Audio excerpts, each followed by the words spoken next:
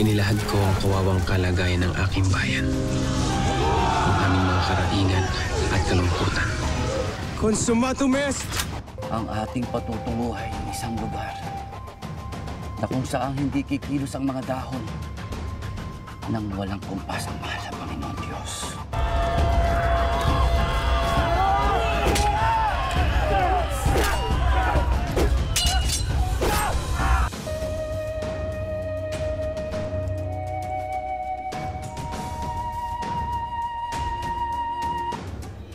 At ang nanalo bilang presidente, si Emilio Aguinaldo.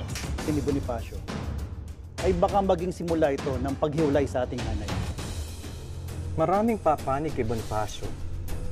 Hindi sumusunod sa atin ang katipunan. Sigurado ako magiging hadlang sila sa ating mga plano.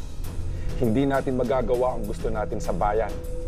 Kapag hindi natin tinanggal si Bonifacio, bukod sa Kastila, baka maging kalaban pa natin ang katipunan. Andres, wag! Wag!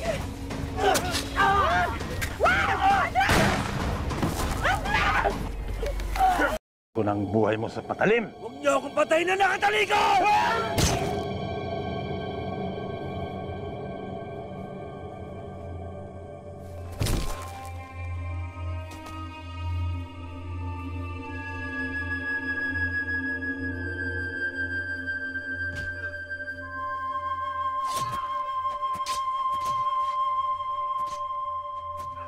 Ipaghandog-handog ang buhay.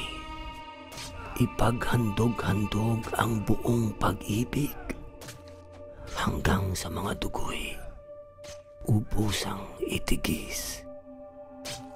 Kung sa pagtatanggol, buhay ay mailit, ito'y kapalaran at tunay na langit.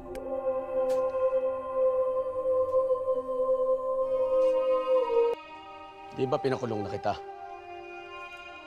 Bakit pinalaya ka rin?